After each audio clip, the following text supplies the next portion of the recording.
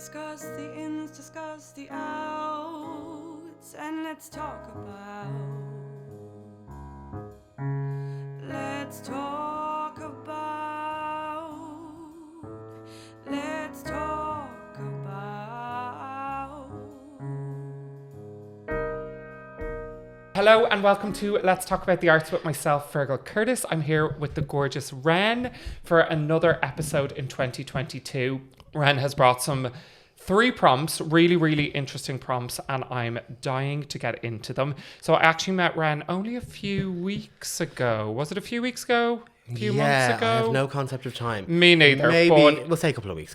We'll say a couple of weeks ago. He was on another podcast which has just launched, So Queer they were Classified. They were on another podcast. Thank you very much. welcome. And they were amazing on it. And straight after it, I contacted them and said, please come on my podcast Let's and talk chat about the to me. arts. Let's Yeah. talk about the arts. So let's talk about the arts. Totally. So I want to start with your first prompt. So I went with the Good Witch review because I know you as a performer. Yeah. I've gone on your socials. I've seen you perform.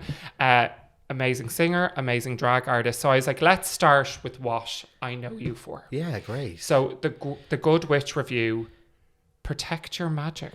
Yeah. Tell us about it. Why does this represent you as an artist? So that was a really kind of important show for me, and it was a real turning point in kind of my drag career. Okay. And it happened quite early on. So my drag journey was that I came up with the idea for my drag character, Avoca Reaction. Yes, great name. Thank you very much. In about 2017, I was like, I definitely want to do drag. And it sort of Okay. percolated for a while.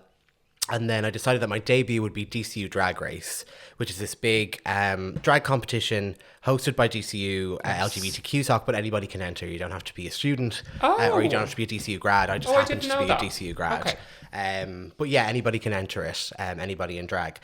So I decided that would be my drag debut, and I put loads of work into it. And I wanted my debut to be like really polished, and that, you know, people would see me and be wowed, and I would immediately booked, and like I'd just, you know, shoot myself to superstardom in one gig, basically. Of course, that's how we all start off, isn't it? Totally, yeah. I have no patience, can you tell? Yeah. So I did the competition. It went really well. I came third, and was delighted with myself. And from that, Pixie Woo, who's a fabulous Dublin drag queen, said you should chat to Veda, who is another fabulous drag queen who hosts Wednesday Who nights. records Pause Vibes here. Oh, they record Pause Vibes here. Oh my God, the Tall Tales family. Listen, we love our peeps here. Unreal. Yeah. So yeah, Veda is phenomenal, and she asked her, could I do a slot at the show? She said, of course. And being a little maverick / diva, and we'll come to this in one of my other prompts as well. Oh, okay. I, at the time, was still sort of finding my feet, and was like, my main goal was to try and do drag that nobody else was doing. Because I could see through RuPaul's Drag Race, there was sort of this like homogenization of drag culture where all drag performers were essentially kind of looking, sounding, feeling the same. So it's like, I don't wear wigs, I don't lip sync, I sing live, I don't do this, I don't do that, etc., etc. It was all, I had this long laundry list of things like, I don't do this, so I'm different from all these other performers. So I had this fabulous opportunity to do a night at the George, and in my mind I was like, I'm gonna get booked here, I'm gonna get like a regular slot here. I was so kind of ahead of myself. So I put together an act that involved me singing live and someone playing guitar live. Now, the George is fabulous, but they are not equipped for that kind of a setup. Okay. And the expectation was that like you come along and do like a George style performance, which would be come on, lip sync, and you go off, and that's it. There's no messing. So because of that, then I was like, I'm going to rebel against the system here. I'm going to come in and be really punk. And the performance itself went down like a sack of spuds because the setup wasn't there for it on the night, which is no fault of Veda's or anybody in the George. No. I hadn't checked things properly. I kind of went under her nose. And I brought in a guitarist who like came on when I was announced, was like plugging stuff into the stage, and there's a whole delay and all of this sort of stuff. So I kind of shot myself in the foot there. So I kind of realized from that, like, there's only 2 really gay bars in Dublin, or drag bars in Dublin. Is in the George and Panty. I know there's drag at other venues like at Mother and stuff like that. They're the big ones. But they're the big ones, and they're the ones where you'd have like a regular slot or a paid job. So yeah, I kind of realized from that night that that's not where my drag fits best, and B, I'd probably stepped on enough people's toes to, you know, probably just need to step away. But after that, bookings were like kind of few and far between. And it just so happened that somebody who I performed with at DCU Drag Race, Ended the Night, who was the winner the year prior, was putting on a fundraiser and asked me to perform at that. And through that, I got cast in the Good Witch Review. So the Good Witch Review, which is one of my prompts, was a show that was put on. It was kind of every 3 months or so by an amazing performer, Sarah Louise. And she programmed me for it, and that was the first time I like had my name on a poster, and it really felt like all these things were happening. And it was like a burlesque and cabaret show as opposed to a drag show. And being introduced to like the burlesque and cabaret community was such a huge turning point for me. Okay. Because it was so different from what I'd experienced from the drag scene, which is wonderful in itself, but the burlesque and cabaret scene is a completely different set of people and a really different way of running a show. And I now run my own show, The Queer Cabaret, that happens bi-monthly at Boleyn. So from that one performance at the Good Witch Review, I was like, oh, this is what I want to be doing. Okay, great. This is the kind of room I want to be working in. And these are the kind of people that I want to work with. Because having performed at the George and at other kind of bigger drag events like DCU Drag Race, it's all that sort of expectation that you'll do the kind of drag 101. So you'll do like lip sync and do a death drop and you'll look a certain way and all the rest of it. Whereas in the burlesque and cabaret world, it's much more of a come as you are. The audience are much more open. The audience are way more attentive, I find, as well. So like performing at the George was a strange experience. I did it subsequently after that one other time. And it's really hard to hold that room, kind of the way the room is structured, the way the performance happens in the George, which is kind of like incidental. So it just sort of comes on for a half an hour at a certain point in the night, as opposed to be like, take your seats, the show is about to begin. So you kind of... Because it's a bar, it's like literally bar performances. Totally. Whereas with cabaret, you still have that feel of like you're on a night out, but you kind of do sit and watch the show. Yeah. So you can put like a level of detail into your performance and a level of kind of audience interaction into your performance. And that was really attractive to me. So I feel like if I hadn't been cast in that burlesque show, I wouldn't kind of be on the track that I am now, kind of producing cabaret and working as kind of a drag and cabaret artist in that way, which I find really, really fulfilling. I'd love to ask you around the time that you kind of you did that gig for the George.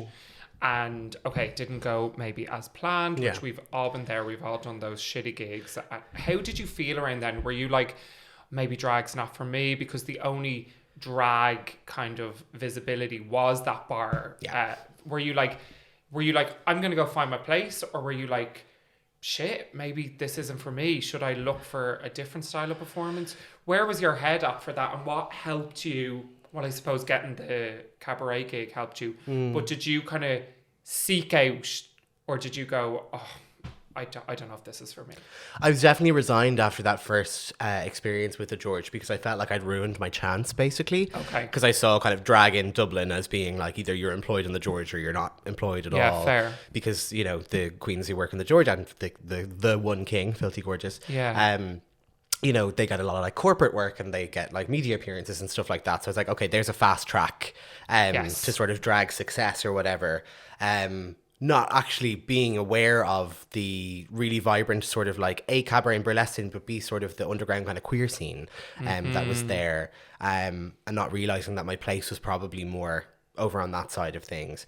But yeah, I was really, really despondent for a while, and I was like, how do I make this up to Veda so I get hired at the George? Yeah.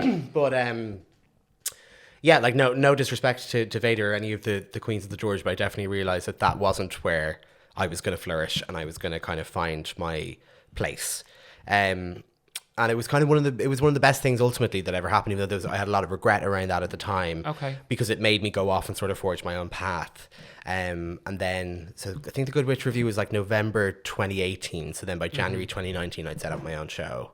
And that was... when it's right, it just happens, doesn't it? Totally. And everything started to unfold at that stage and kind of slot into place.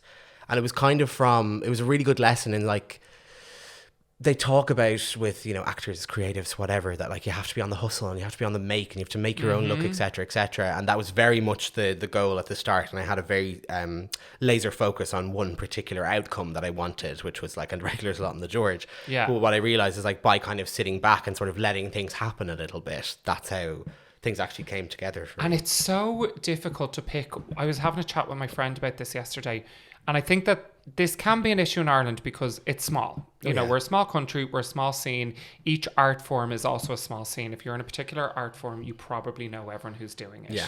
You know, and when you only can have, and I had this problem in my career when I moved back from London, when you have one focus and one goal, and you're like, that is the only way, and it's not happening for you, and not happening for you, and you keep knocking it down. Whereas the minute you go, let go of that, hold on a minute, what's over here? And you've Totally. missed so much. Yeah.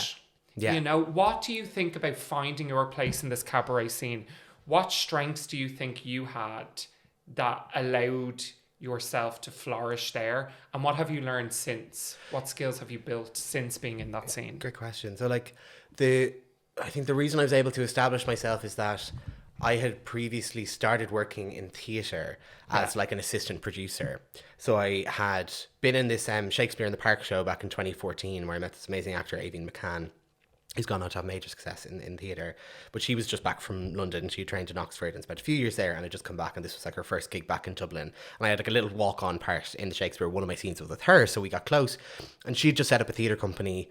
They were kind of up to their eyes doing a fringe show, and they just needed somebody who had like a decent head on their shoulders to come in and like help them send a few emails or do a bit of running around and printing and stuff like that. So I worked with them for like kind of 3 years on and off while I was finishing college, and the skills that I picked up there as a producer, and I subsequently went on to do like a little producer training course, that allowed me then, those skills that I built up there were what allowed me to set up the Queer Cabaret, because I already had an idea of like how to get a show up and running, how to market it, how to manage a cast, how to get people in and how to keep people coming back basically, and that sort of sense of the organizational side of putting on a show. And there's a lot of work that goes into that. But what I've learned sort of creatively, I guess, along the way is that, I don't know if this applies to everybody as like general advice, but definitely for me, like I definitely needed my own space to perform. So that I could kind of try things out and experiment and try and fail at things, and just have especially for me, because I do a lot of hosting and I really love hosting and emceeing. So having a monthly show where I could just kind of do that for 2 hours, and it was kind of on my own dime. So if I messed it up, it was, you know, wasn't a big deal. Yes. But that was so important. And like, that's what I've kind of become known for, or I get booked for a lot, is to host shows. So host a drag show or a cabaret show. So yeah, having the Queer Cabaret there for myself as a kind of a training ground was really important. And subsequently, I don't take full credit for this, but I did notice that after I set up my show, lots of other people started setting up their own shows. Lots of other drag artists. And I think it's great because you can wait around for ages trying to get a slot in an established show. And I'm not going to just talk about George the whole time, but that's the only kind of drag bar That's that we a have. representation of a regular show here in Ireland. Totally, that yeah. people will know. But kind of wherever you are, you know, a lot of the time you're sort of at the behest of the people who run those shows. And oftentimes, you know, they're quite protective of their patch, as they have every right to be. So you can be kind of waiting around a long time to either get a slot in the first place or to kind of move up the chain and sort of have your own performance space. But I feel really lucky that I had those sort of producer skills in my back pocket that allowed me to kind of go off and have the kind of the brass neck to go like, no, I have my own show now. I can do this over here.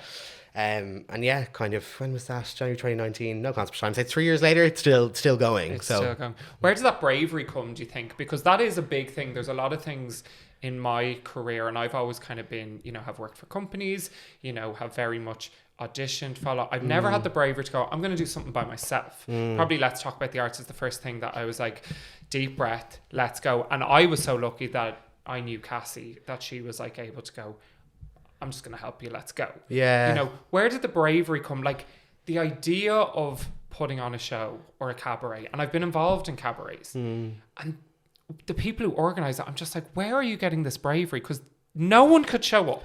Yeah. Or, you know, things could go wrong technically that you wouldn't, you know, be like, fuck, what do I do? Totally, Where did that, like, did you just go, let's just jump in and do it?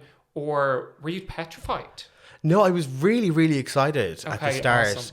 Awesome. And it just, there's something about it just felt really right. And And it's taken me a long time to sort of work out the formula for what works. Like, the first maybe 3 or 4 shows were like amazing crack, but I booked about 15 acts for each, so they were about 3.5 hours long. There was a lot of drag and a lot of cabaret and all the rest of it, and it took me a while to figure out kind of what works and what doesn't in terms of kind of having a recurring cast or having special guests, or I've changed venues as well and had to work through those things. And there's definitely been times where like very few people have turned up. But thankfully there's been kind of enough of an interest and enough of a buzz around it from the people who go, that it's sort of kept going, like sometimes limping along, other times kind of thriving. But like, I don't know, the bravery part, I kind of forget about that until it comes to kind of ticket sale times or like the night of, and then it gets kind of scary. The bit that I find difficult is like the sense of responsibility you have over the people you hire, I guess, or the people you cast in the show. I love that. Because I want to make sure that everybody gets paid is the thing. And that's tricky when you're in a venue that maybe only holds 80 to 100 people and you want to have like a 6-person cast or something like that. Plus I've got to pay a graphic designer and I have to pay a sound engineer and all that sort of stuff. So there's that. There's the Kris Jenner momager side of it that's risky. Do you thrive in that role, do you think? If I had all the money in the world, I'd definitely work with a producer, for sure. Right. Because I know I can do those things, but I also know from my early kind of work as a producer, I was always kind of there mostly in an assisting capacity, or working with artists who were like self-producing artists. And I just observed so many times how that it's so difficult to do both, to both perform or create and produce, because they're completely different sides of your brain, kind of left brain, right brain sort of thing, for sure. And the producing, I think, will always eat into your creative time. Because the logistical stuff and all of that management takes so much work, and because you're splitting your time, you're only ever going to do 50% of the job that needs to be done. So yeah, definitely, I would love, like in an ideal world, if a venue approached me and were like, I'm going to give you $2,000 a month to put on this show, I'd be giving half that to a producer who could like produce the shit out of it. And that would leave me more time to work on it creatively. Because that's kind of what suffers on my end, is that like there's times where there's stuff I'd like to try out, or there's ideas that I'd like to, for numbers that I'd like to put together, or hosting ideas, or whatever it is. And because I've got to do the grunt work of getting the marketing together and getting bums on seats and making sure everybody has their backing tracks and making sure the sound engineer's got everything they need and all that, you've got to sacrifice a bit of the creative time. Yeah. But I love it. Yeah. Good. I'd love to ask, so the Good Witch review kind of set you on the right direction of your career. Yeah. And now you've got the Queer Cabaret. Yeah. And it's doing really well. It's only been 3 years. That I see that as quite a baby company. Yeah. What do you kind of hope for it? Let's put a 10-year number on it. How would you like to see that grow? Yeah, I'd love to see it in a way like we don't have the venues in Ireland or in Dublin that I'd like to see this in, basically. Okay. But I'd love to see it in somewhere like Sugar Club or Number 22 or somewhere like that. That's a bit shinier and a bit more luxe. I'd love to have it set happening. Up for that kind of, those venues are definitely set up for a cabaret style show. Yeah. Because there are some great cabarets that happen. We don't really have those sort of cabaret venues. Whereas like compared to London, where they're like 2 a penny. Yeah. And I'd love to have it be more regular than just once a month or once every 2 months or whatever. Because at the moment, it's kind of whatever I have time for. Fair. I used to be very strict about having it every month, and that was detrimental both to my nervous system and also the show. Yeah, of course. So now, like, if I'm busy, it'll just be a kind of, we're going to do 1 in 2 months or whatever it is. There hasn't been a longer gap than that yet, but I'm like, if I'm busy, because what I initially hoped for the Queer Cabaret, and it has sort of happened to an extent, is that I wanted to create sort of like almost like a Priscilla, Queen of the Desert kind of hippie commune where everyone was going to pitch in and we were all going to produce the show, and it would become like a theatre company or like an ensemble. But it's still kind of wound up with me being the kind of, organizer, momager sort of person. Because everybody else does other things. How could you see it translating? Like, do you think there's anything you could do? I know, you see, the problem is money. Like, That's it. Yeah. But is there any way that you could be like, maybe I could let go of this, like you said earlier, like I'd love to let go of the producing side of things Yeah. and focus on host and performing. Yeah. Is there any way you could see you pivoting to it being more of that ensemble feel? Yeah, possibly. Like money is the thing. Yeah, Like, it's just from the way I've worked, and I know from being asked to do things for free, I would be loath to ask a producer to come and do that for free because I know how much work it takes. Yes. So yeah, until I can afford one, I'm kind of producerless. Do you know what I mean? But it's really tricky, and it's good to remind myself that it is only 3 years. Do you know what I mean? Because I feel like it's been running for ages now because it's been running for 3 years. But it's But yeah, doing it's so early well days for 3 years. Oh. Like it's really doing incredibly. What do you look for in your performers?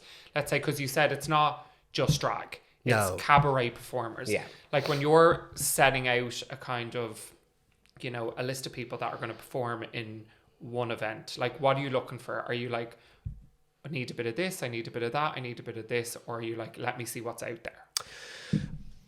Most recently, it's been more focused on our sort of queer cabaret ensemble. So for the first maybe 2 years of its life, it was kind of a different cast for every show with some sort of repeat people. But what I've kind of come down to now, which works much better for me organizationally, is that there's the core cast of 6 of us for the queer cabaret. Not everyone can do every show, but usually we'll add 1 or 2 special guests.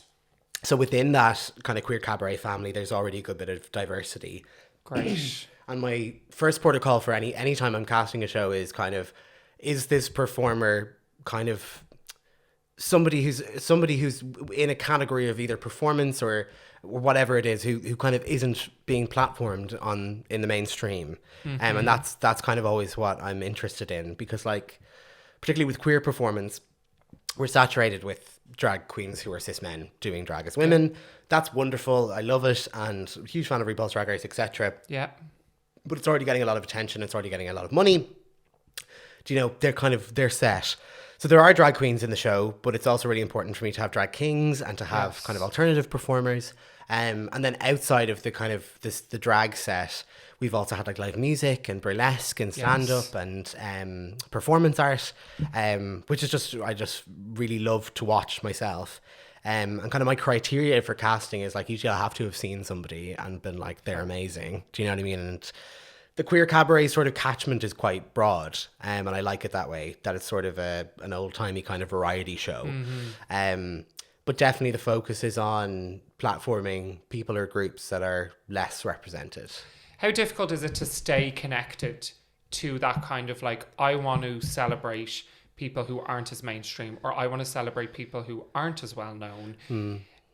Is that tricky to be like, I'm going to go for the underdog over there, as opposed to maybe someone who's like pretty well known? They're like, Avoca, put me on your show. Or let's say a little kid, who doesn't really have much of an into the queer world, or an older queer person who's like, I want to go back and actually get into performing, or, is it easy to go, I'm going to go take that risk because that's what I want to see? Or do you like, would you be like, oh, they're, I know they're good? Yeah, like, I think that's probably part of the reason why I'm not a billionaire already, is that I've, stuck to my guns in the sense that like, there are certain performers who I could have booked along the way who would be like money makers and would get people in and get bums on seats. But that would be, for me, like straying away from the point of the whole exercise. I really, really respect that. I think that's really difficult. Yeah. But I mean, the goal of the show for me was never to make money. It's not a financial venture for me. It's about A, having a space for myself to perform and try out material, B, to have a space for other people who like me were not fitting into that cookie cutter mold of what a queer performer is. And A, to kind of give them a chance to try out stuff, but also a platform to be, represented and appreciated. But beyond that as well, what happened really quickly was that people really started to, I got feedback that was like, we really appreciate this as a queer space and as a community space at the shows, because people would hang out after and make new friends and meet kind of like-minded queer people. I think the fact that like, queer is in the name, that it's not a gay night, it's not a lesbian night, it's not a trans only night or whatever. No. It's quite like, it's a real sort of open door policy. And the best feedback I've gotten from people isn't about the show itself, which is always fabulous and that's great. But I always really appreciate the people who say like, I haven't been in a room like this in so long, where it feels like I could be friends with everybody here, or I've met so many other people who are like me, or you know, we get younger people who are coming along who are questioning, or then the older people who are questioning as well, which is even more touching in some ways. So for me, that it's kind of a Mother Teresa answer, but like, even if the show never makes money financially, I'm really glad to have been part of sort of providing that community. Are you space. proud of yourself that you've created that space? Really proud of it. And really that's what keeps me going, is that, because often like I don't get paid from the show. So once everybody's paid, there's very little left for me. But I do get the artistic satisfaction of having produced something and having performed in something, but then also there's a little kind of, there's a reward in having created that space as well. Do you want to shout out your core ensemble? Tell us a little bit about each of them, just so we can have a little insight to them. Yeah, so we have my drag daughter, Goblins, my only drag child. Okay. She is incredible. So the most... Were you like, I'm having one child, that's it, I'm done? Oh yeah, honestly, I was, it was at a stage where I was like, I was feeling very grand. And I was like, I should have children. So I was like, you'll be my child and you'll be my child. Had a couple of others who ran away from ome. Okay. Who got emancipated themselves. And yeah, but no, Goblins is great. So Goblins is kind of, it's kind of stand-up, it's kind of performance art, has to be seen to be understood, very difficult to describe. Kind of wacko, kind of performance art level. But Niall, who is Goblins, is just so intelligent and such a kind of a one-off, unique person. And I just happened to randomly meet Niall on a night out. It was actually the night of the Good Witch review, because Niall's partner Graham was performing at that. So we got chatting afterwards, and I was like, who is this magical little creature? Wow. I was like, do you do drag? And he was like, no. And I was like, you should do drag. Oh my God. Oh, so you proper like got them into the game. I love that. And yeah, she does amazing, really like quite long, quite bizarre sets that are very kind of like cultural references. She has this mad Enya set where she comes out as Enya, and yeah, you have to see it to believe it. But Goblins' Instagram is like amazing, so amazing video content. That's at @goblins_goblins. Great. Then easy to remember. Yeah. Goblins times 3. Then we have 2 fabulous drag kings, End of the Night and Ben Pantera. So End of the Night had won DCU Drag Race the year before I competed. Enda is an amazing performer. Enda has like an art and kind of sculpture background, studied in NCAD. Oh, cool. So his approach to kind of making a performance is always like creative, is kind of to kind of wall through your word for it, because like it's really conceptual. Yeah. So he makes all of his own costumes and does like a really elaborate themed costume for every number that he does, and just visually is a sight to behold. And then Ben Pantera is from originally from Dublin, living in Sligo. They're an amazing performer and a really kind of suave, sexy drag king, and a beautiful person to have backstage. Then we have our 2 queens, so Coco Chanel number 5 and Ariana Grinder. Coco Chanel number 5 is like a queer cabaret OG, so she would have been in one of the very first shows that we did, and she's kind of like our little RuPaul's Drag Race Pokemon icon. So she'll come out and do like the death drop splits, that kind of stuff. We're going to give you what you want as well. Exactly, yeah. And then challenge it. Totally. And Coco's fabulous on the mic. She's a great host as well. She's hilarious. That kind of classic, like acid tongue, to read you for filth kind of queen. Cool. And then Ariana's just like a little superstar. She's amazing. She very much kind of does her own thing. And I remember asking her to perform at the Queer Cabaret as like a guest performer. And afterwards she was like, I'd love to come back for another one. I was like, do you want to like join the family? And she's like, oh my God. I was like, I so wasn't expecting that, because she was so like off doing her own thing. But she's just such a doll. She does kind of live, she sings live and does kind of parody covers of pop songs. Yeah, I have seen some of her stuff. Really funny, and a real kind of Queen's queen as well, real kind of old school Dublin sense of humour, and just out of drag is such a sweetheart. And Neville, who is Ariana Grande, was in Bugsy Malone, which was my next prompt. So like when we were kids, we were in that together. And then years later, I saw her in the Georgian drag. I just went up to like chat to her to be like, "You're a queen, I do drag, blah, blah, blah." And she was like, "I know you. You were in Bugsy Malone." I was like, "No way." Amazing. And yeah, it's amazing that we now do shows together. And what a regularly. segue, because that's the next one I had on my list. So we had the Bugsy Malone. I loved this. Ren sent me a video. I clicked in and I was like, I remember this show. Do you? Yeah. I remember, because was it 2008? 2005. 2005. Okay, the YouTube video I think was Okay, 2008. okay. So 2005. So I was like just finishing school. So I was a bit older. Okay. But I was performing in the Olympia every year with National Performing Arts School, right. and loads of the younger kids were That's going. MPAS. MPAS Yeah. were going for like the Bugsy Malone. So as I was watching the video, I was like, "Is that so and so?" And No like I could kind of recognize. way. And I was like, "This is so bizarre." I remember this show. Yeah. Now I was a good few years older than the age that would have been in it, but I Okay. knew a couple of the younger ones from the MPAS shows. Oh my God, that's mad. So tell us about this show and why you chose this one. So that was my first ever like professional gig. That was my first Yeah. paid gig. And that's I kind think of that what was started quite a it big all. thing then.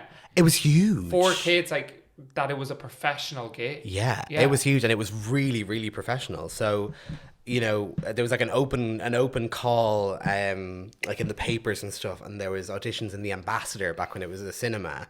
It's like a film waiting to happen. 100%. So like you went and you queued up outside the Ambassador. I remember my dad brought me in, and you were brought onto the stage of the Ambassador, which was huge. And you sang your little song and whatever. But I got cast in it, and there was like, it was weekend rehearsals, but we rehearsed for something like 3 or 4 months. And then it was a 2-week run in the Olympia, 2 shows a day for like the whole Christmas holidays, basically. It was like, a proper professional engagement. Yeah.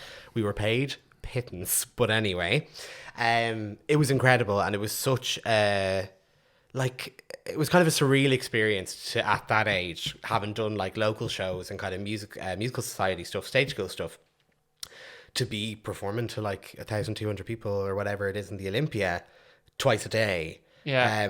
And you know, being around the Olympia dressing rooms, like proper mic dressers, all that sort of stuff, proper side stage crew. And it was a really great education in kind of, I guess, like professional etiquette. Do you know what I mean? At like a really early stage. And yeah, it was so much fun to do, and it really felt like I'd been bitten by like the theatre bug. I remember my mum brought me to see her friend's daughter was in the local stage school, and they had their end of year show, and we went along to see it. And afterwards, I turned to my mum, it was about 9. I was like, I want to do that. That's it. And that's what I want to do. And I started in stage school then or whatever, but Bugsy really kind of solidified it.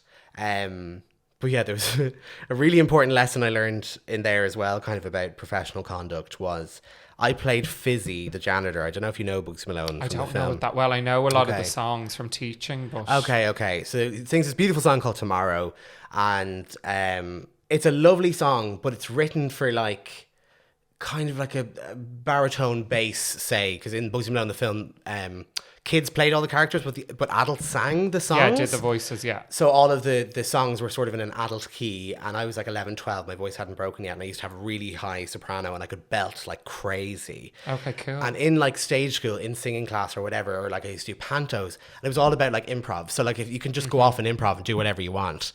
And I was always given free reign. So David Hayes, the musical director, who'd be like quite a well-respected musical director, Yes. had like brought us all into a room one by one, and we went through all our songs, and he did all the arrangements, and he was the MD and blah blah blah. He was the conductor.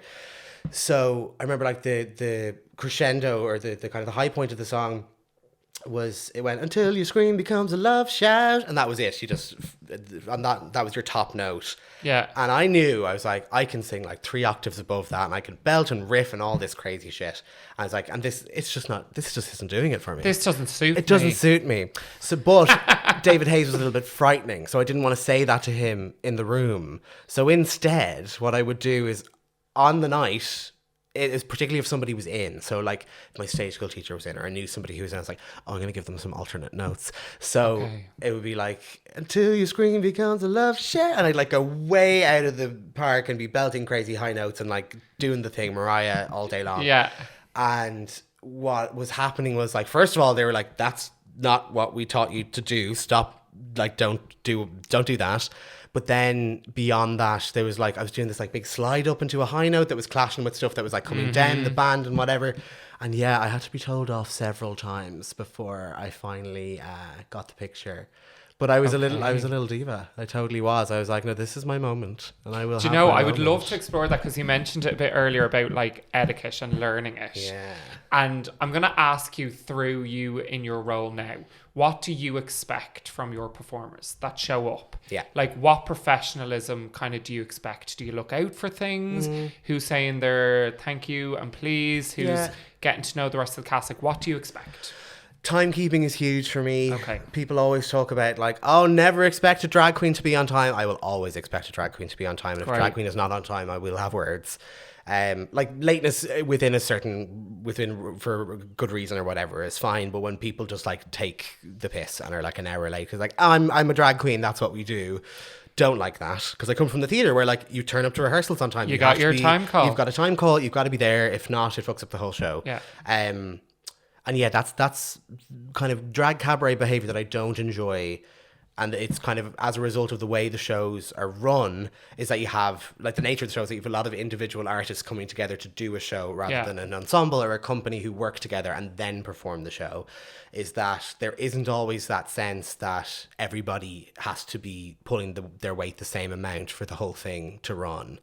So yeah, I expect timekeeping, and also kind of just a general awareness that like it's about everybody, not just about you, whoever they are. Backstage etiquette is really important to me. Dressing rooms are really sacred spaces, because you want to be comfortable. I want my cast to be comfortable going on, because I want to be comfortable going on. I know that like I perform at my best when I'm able to relax and things are chill, and you can have that little quiet moment and then just go out there and do your things. You can be focused. So backstage etiquette in terms of like being considerate and polite, not being super messy.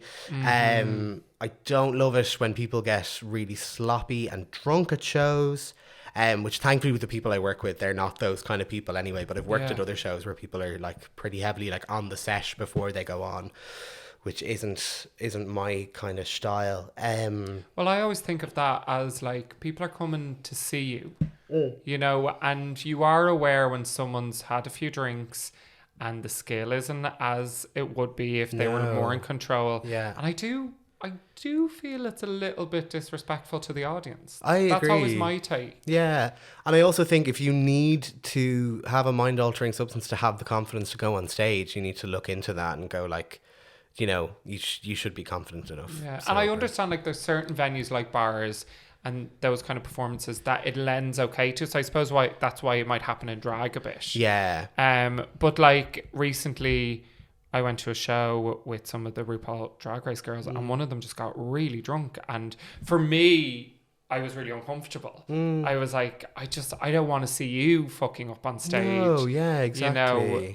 And yeah, I do think that there needs to be a little... I hope that they maybe got called out after and they're like, please watch the drinking before you go on. Yeah, totally. Because I mean, there's, you know, like to me, and this is probably producer hat talking, but like the audience is kind of nearly the most important part. Like they're paying for their ticket. They want to see something that's high quality, etc. And yeah, drinking before a show is a real kind of roll of the dice. Do you know what I mean? Like I've been pretty much sober for like the last 2 years, kind of because of what drag lends itself to. But I would never ever have gone on stage drunk, because like I have too many lyrics to remember. I've got to think about like vocal placement and all that sort of stuff. Yeah. I got to remember everybody's names who's coming on. I've got to remember my intros, all that sort of stuff.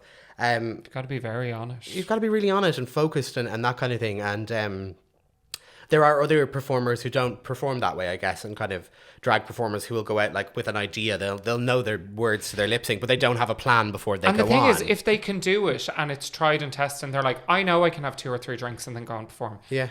I'm fine with that. Totally. I'm like, if you know your limitations and all that, as every performer does, that's totally grand. Oh, yeah, yeah. But it's when it steps over the line, it's by holding yourself accountable, but then also the people you work with holding you accountable. 100%. And the audience holding you accountable. Yeah, completely. So yeah, kind of backstage of the queer cabaret, like there will be performers who'd have like 1 or 2 before they go on, or might have one at the interval, but like, yeah, that's a definite thing backstage, because it's a working environment at the end of the day, and you want to try and keep things professional.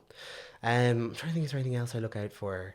Yeah, the pleases and thank you're like just being a generally sound person. Like I learned that quite early on in theatre, that like you have to be nice to work with. And like that's not hard to do. It's not something you Goes a have to long particularly way. try at. You just kind of have to be yourself and also be considerate and be polite. I'm such a believer in, and the recent show I did in the Abbey elsewhere with Michael Gallen, he just brought together such a great team and really spent a lot of time focusing on who he wanted to be in the room. And it was so incredible to work in this space because everyone had each other's back. Everyone was nice. We all loved hanging out. It was one of the best experiences ever. Do you think that when the team, and like the cabaret is a team effort, even though maybe individuals are showing up, do you think when that team effort, that bit of banter backstage, that bit of support, that bit of, are you okay? Do you think that shows on stage? 100%. Okay. So something I'm not great for, because I'd often be in such kind of a tiz before things go up and then sort of have to go into like, okay, focus mode. But one of our performers, Ben Panthera, in like their out of drag life, would be very into kind of mindfulness practice and mental health and that kind of stuff.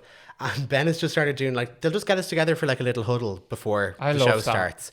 And like we mightn't even say much, but we'll just kind of all stand together and be like, let's have a good show, let's stay together.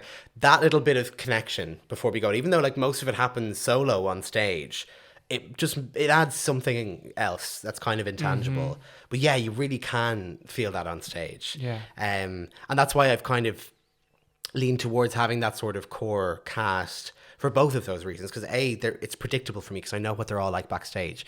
We all get on really well together and we all really respect each other and we all really support each other. So if somebody's not having an amazing day or if somebody can't do the show or some kind of other extenuating circumstances happen, they're always ready to jump in and do like an extra number, or we'll figure something out, or we'll put together a group number last minute, and we have loads of fun at it. So yeah, it's that's really useful to kind of have a curated room, because like you were saying with Elsewhere, like when that happens, it's a really magical thing. It is magical. You've got that kind and of perfect room. Yeah, you know? and it's just, it makes it so much more enjoyable. It makes it what I believe it should be. And from doing Elsewhere myself, I've really gone back to like collaboration, connection, putting them kind of in the forefront of why I do it. Because before then it'd be a lot of hours on my own, you know, practicing, doing stuff like that, auditioning, and you do get, I don't think selfish is the word, but like you do get a little bit one track mind, and you forget to go, actually being in a room, I need to go, what are we doing here in this duet, or what are we doing here in this ensemble, or how are you? Yeah. Now I would have always asked how are you, but how are you in the room? Yeah. You know, I think it's really, really important. And I think that's one of the big things I've learned from doing that project, which is like, so I love hearing that about the Queer Cabaret. Yeah.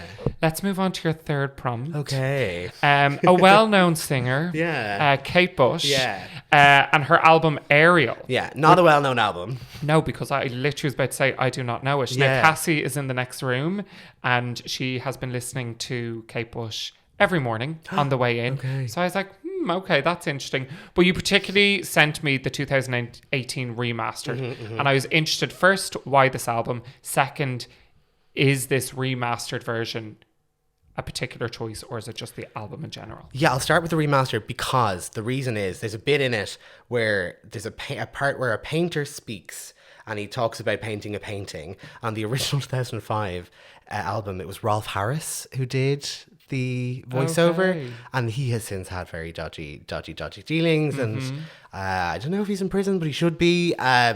So yeah, when she did the 2018 remaster, she put her son in instead, which was cute. So yeah, other than that, I actually kind of prefer the 2005 mix. But the reason I chose this is I am such a huge Kate Bush fan, massive Kate Bush fan. She is my whole world, and I've taken so much from her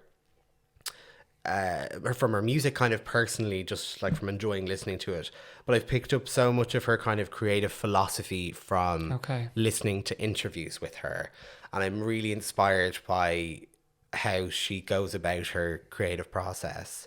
And the reason I chose this album in particular was that she made this album in 2005, having made her last album in 1993, so there was a 12-year gap.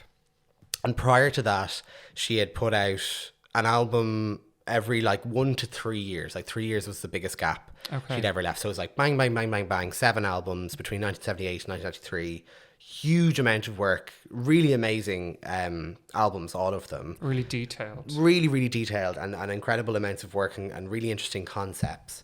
What I love about Ariel is that she completely suited herself in every aspect and element of making it.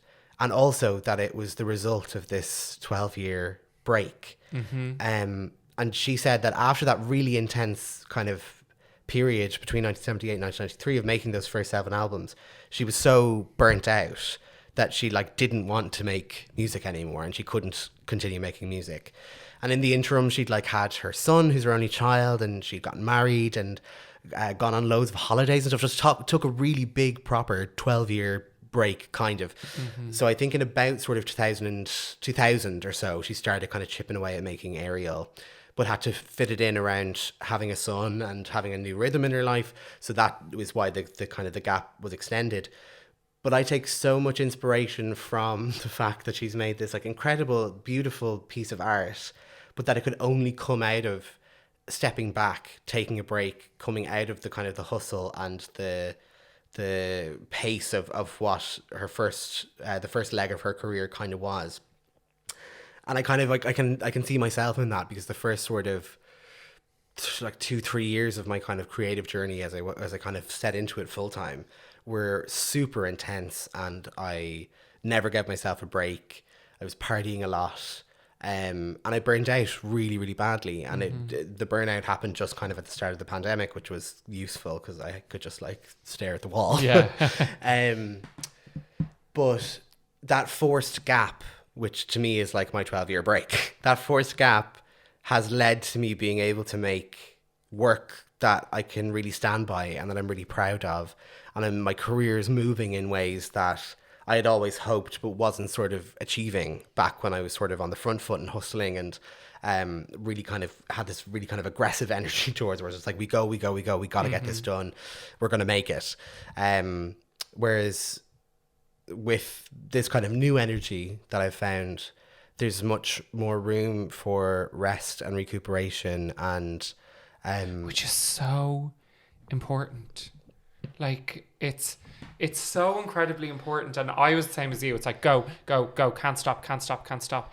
And the importance I put on rest, eating, stopping, you know, having a little 10 minutes to just like, it was even at the weekend there, I was practicing for this new piece I'm doing next month, just like trying it out first time. And after, my mind was racing. And I was like, okay, from now on, I have to give myself 10 minutes after I do some work to just calm down. Yeah. And building those things in, I think sometimes feel productive because you're like, I'm not doing anything.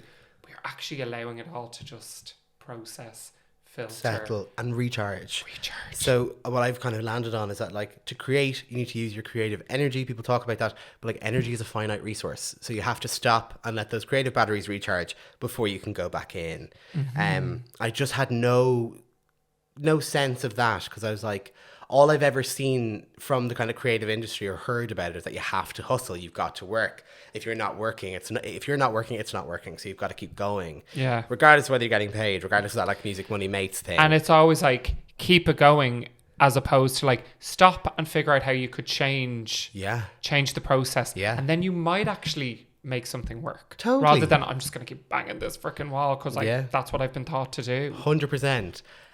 So I had a few years of like being really overcommitted and working on things that if I'd stopped to take the time before saying yes to things, I probably would have gone like, do you know what, thank you very much, but I'm actually okay for this, or I don't really have the time to fit that in. I would love to, but I don't have time, or I'm not in the position to take on unpaid work or whatever.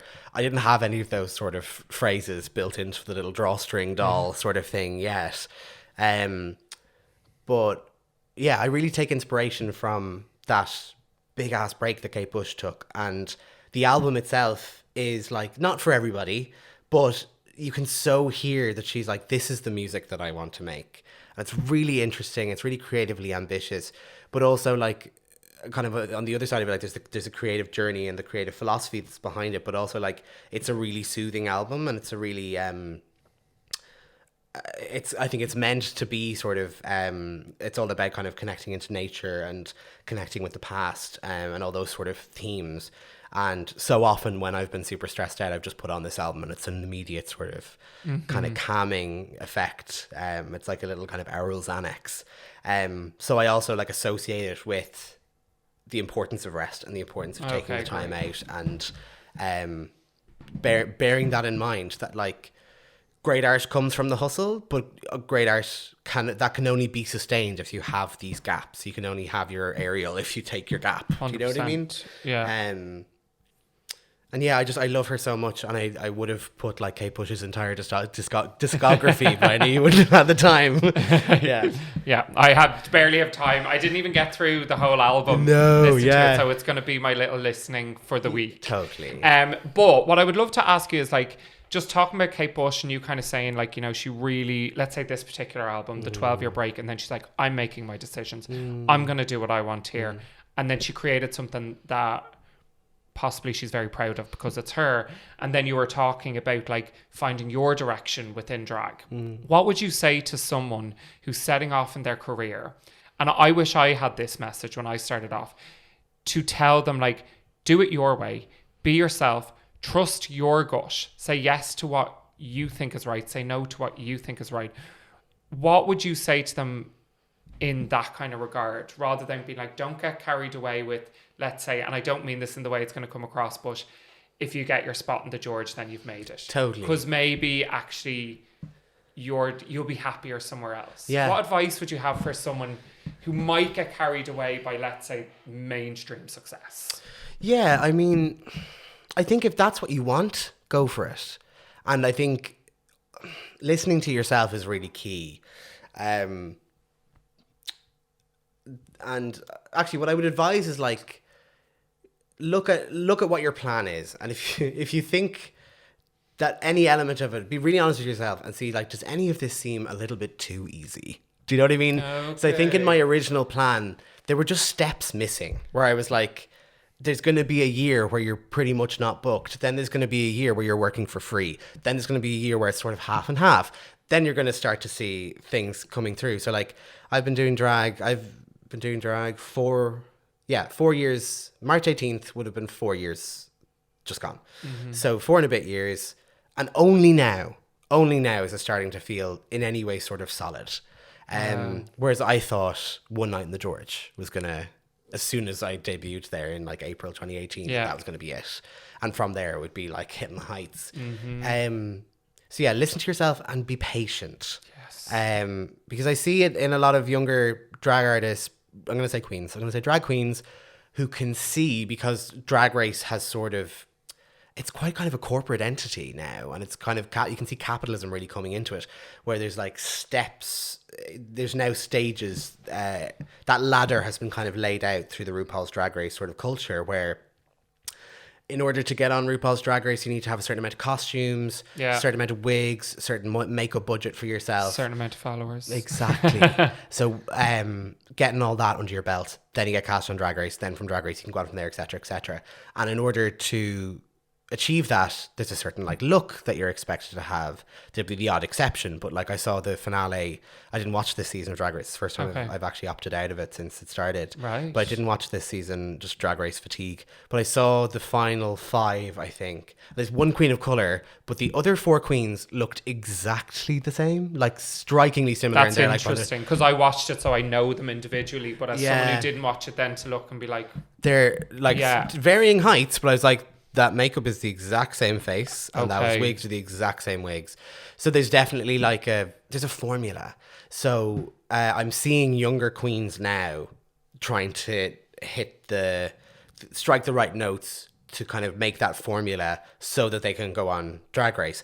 That's great if that's what you want to do, but I really worry about the kind of the like inherent diversity there is in queer performance, and like the space there is for so many different types of performance and performers of different genders and different backgrounds, rather than just kind of drag queens, regardless whether you're a cis man or a woman or whoever, being a queen. So yeah, my advice would be listen to yourself, be patient, and like I feel like that sort of drag race track is almost, it's like closer to the equivalent of like working a 9 to 5 or something. It's like there's so much less creativity involved in that road. And getting on, let's say, getting on Drag Race and getting fame and stuff is not necessarily success. It is success, and like fair play to everyone. But success is enjoying your art, creating really cool things, Big time. being surrounded by great collaborators. Yeah. You know, like, Yeah. and that's actually priceless in comparison to like, let's being on the cover of a magazine. Totally. You know, I'd love to know what you think about, because it's something I've been thinking about recently, is the nuances of like kind of your trajectory, whatever art form you're in, like thinking about those small things, like, you know, you just said with Drag Race, you've got your ABC and that's going to get you there. But I believe along that ABC, there's little nuances in the journey that the ones who are successful are doing. Yeah. But they're not recognized as you should be doing that, like let's say your meditation or like your organization or your mindset, or you know, even more nuanced stuff that, to be honest, I'm still trying to figure out. What would you think, you know, are the important things to focus on that you would never think would lend to your art doing well? I think it's, for me anyway, it's personal stuff.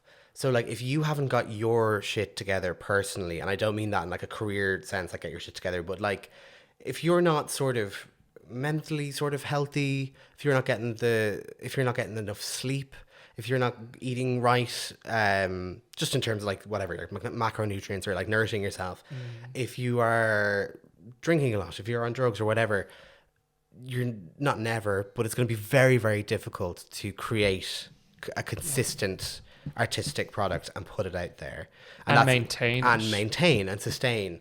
So that was my early journey, was all it was all short bursts. So like I'd be able to get out on stage and give an hour and a half performance, but I would be absolutely dead for 2 days after because I hadn't prepared for it. Yeah, I hadn't got the sleep, I hadn't got the diet, I hadn't got the sobriety. So I think that if you're not in a, like, I think particularly in relation to drag, if you're not in the right place, headspace, etc., it's going to come through in your art, and you'll still be able to get on stage, but there'll be barriers there that you're putting in front of yourself. A disconnect. Totally. Yeah. And my work has improved exponentially since I've started taking care of myself better.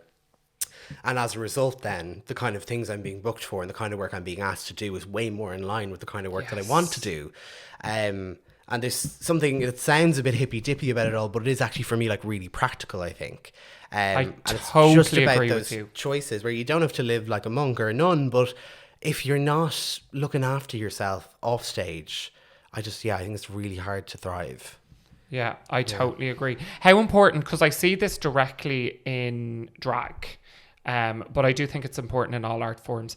How important do you think it is to know yourself? Like, and I don't mean like, I like to do this, I like to do that, this is who I am. Like, actually just that internal, like we were saying, listening to yourself, that you're able to sit there and go, is this right for me? Okay, yeah, it is. I'm going to go for it. Like, really having a relationship with yourself. Yeah. Like, just because I can see it directly in drag, that you can kind of find bits of yourself through drag. Yeah. But how important as an artist is it for us to put energy into like actually the relationship with ourselves? It's crucial. Yeah. So crucial. Yeah. Could you talk a little on that? Sure. I think particularly if you're a solo enterprise, whatever that is, like yourself, you know, you would work in companies and with opera companies, etc., but you're also kind of a solo enterprise as a singer. And I feel like quite a solo enterprise, even though I work with other people. So like, say if you were in a band or a dance company or something, it's slightly different. But when you work solo or you're kind of a one person operation, you really have to know yourself, and you have to know your boundaries, and knowing your limits, I think, is really important. Yes. In all senses. So in terms of kind of like, what's the minimum you'll work for, money wise? What are the circumstances in which you're going to work? So I've started getting fussier because I sing live about the live sound setup in places. Because I used to just turn up and be like, it's fine. And I'd come away really upset after because like it just And you're not sounded respecting crap. yourself by doing that. No. And there's no way that like, because I would like rehearse things really well and I'd like have all my phrasing and my placement and breath control and all of it. And like none of that will come across on a crap sound system. Yeah. People just can't hear you properly. So I was like, that was a complete waste of a day's rehearsal. And everybody still enjoyed it or whatever, but I didn't get the artistic satisfaction out of it. So having kind of, I guess, standards for yourself without kind of putting anybody else out or whatever. But kind of, yeah, what's the minimum I'm going to work for? What are the minimum sort of environmental requirements that I need to go on stage? But also having enough of a sense of self to kind of, yeah, to kind of say what you're worth and to be able to, I think if you don't know yourself, you're going to say yes to everything and you're kind of going to be led.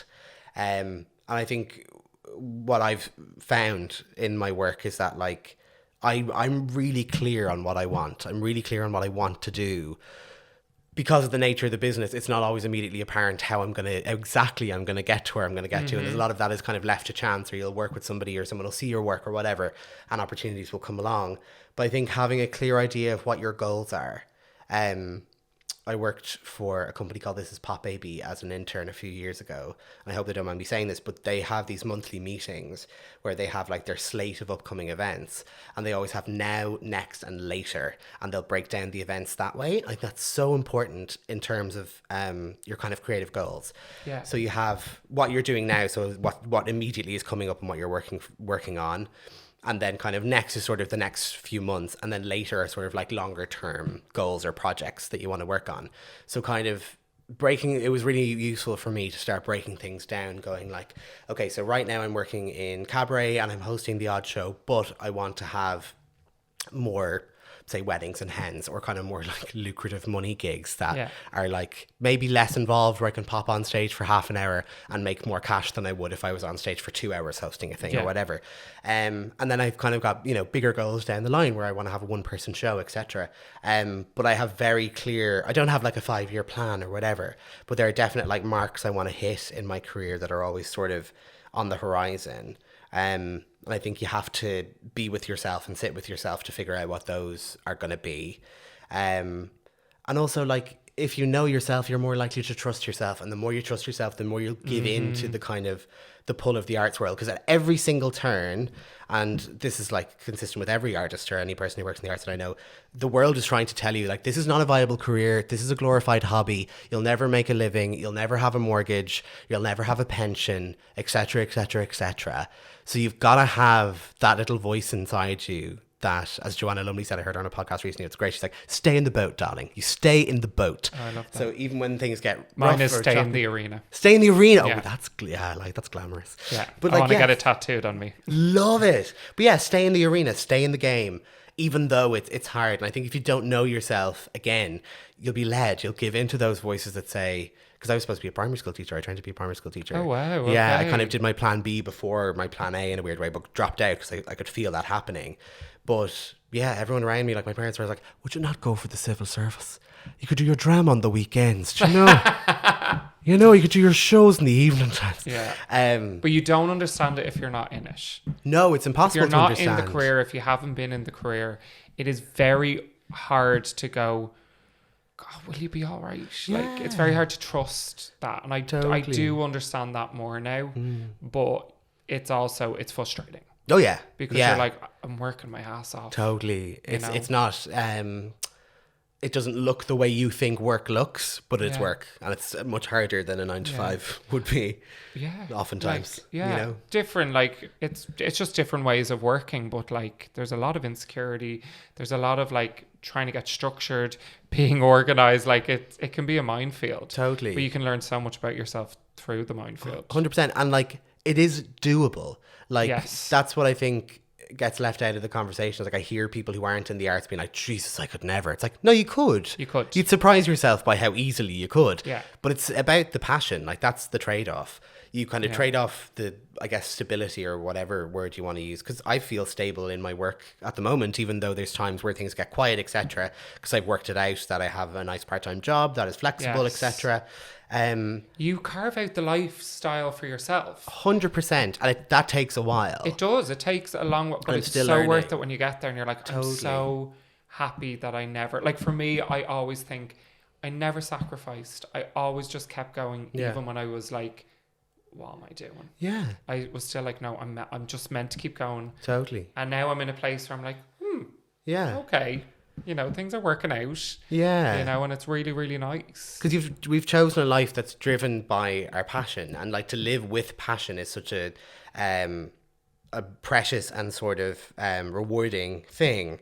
And like I know plenty of people who work jobs that they're like, I don't love my job, but it means that I can come home at 5 o'clock and switch off. It means I can go to the Maldives for 2 weeks at Easter great. or whatever, and that's fabulous for them. But like my Maldives at Easter gets to happen a couple of nights a week. Do you know that level of like satisfaction or payoff? I get payoff every time I go to work. Yeah. Like even on the days where I felt like really low or really not into it, or was doing a show that was like the conditions weren't ideal or whatever, even the lowest level of satisfaction I've had in theatre or in drag is still 10 times the level of satisfaction I've had in any other kind of, like, say, bar job I've worked at or teaching when I did it or whatever. And that's a real kind of blessing. And that's something that somebody whose life doesn't run like that or whose brain isn't wired like that will never actually be able to fully appreciate. I'm also like, great. Live your life. Yeah. Oh my God. Like if you can do your 9 to 5, come home, invest in family and friends, in going on your holidays, and that makes you happy. That's so great. And you just hope that like kind of the attempt to understand would come back the other way. Yeah, totally. You know? I think we as artists though could borrow a little bit more from our 9 to 5 friends. Totally agree. We need to take holidays. And I'm saying this to myself. We need to take holidays. We need to observe bank holidays. We need to think about coming home in the evening and have not been on your phone emailing or learning or stuff in bed. Just stop. I am now very strict on myself with the wind down. There was a wind down that happens in my house. We love a wind PM. down. Yes. You know, the little go to bed thing you can do on your phone, the Yes. little moon notification that goes on. I will not look at an email. I will not open a spreadsheet. And I used to just be at all hours kind of person. And you know, from producing podcasts, and I've produced theatre before as well, producers are always on call. It's like you're a doctor or something. It's ridiculous. Yeah. You don't get any time off. No, because even when you're sitting relaxing, there's always something to think of, and it's just that constant notification. And what I do is just turn my phone off, turn my laptop off, throw them away. The minute I open them, there's always a, can this be done? Can that be done? Yeah. Or I'm like, shit, I need to actually do that. There's always something. Yeah. It's like non-stop, and you will burn out. Totally. We're not built to sustain that level. And I mean, like, that happens across all careers. You know, that you can become, that your boundaries can be kind of worn down a bit. But yeah, it's really important to whatever way you can. Because even if it looks like you don't answer emails in the morning or something, even if it's slightly different, you still have to carve out a way to you find your way. Totally, you'll find your way. Yeah. Wren, thank you so much for being here. Like, honestly, it's such a privilege to sit and chat with you. Such and a I'm lovely such chat. a fan of you. Thank you. Tell everyone where they can find you, whether that's social media, the theatre. Where's the best place to go looking for you? So you find me on Instagram. So I'm at Avoca Reaction, AVOCA Reaction, and also at Wren Dennehy, double profile diva. Yes. It's so difficult maintaining Boundaries. Boundaries. We got personal, we got job. Exactly. I love it. So yeah, Instagram is the best way to kind of keep up with me. You'll find my link tree there with any links to upcoming shows. Yeah. And yeah, hopefully by the time this goes out, I'll have other bits and bobs that people can come and see. Amazing. Thank you so much for Thank joining you, you. If you want to have more episodes of Let's Talk About the Arts, follow at Let's Talk About the Arts. Very, very simple. And this episode, well, when it's out, it's out. You've listened. But I was about to say it's going out very soon. Okay, great. But you know it's out because you've listened. Thank you so much. Thank you.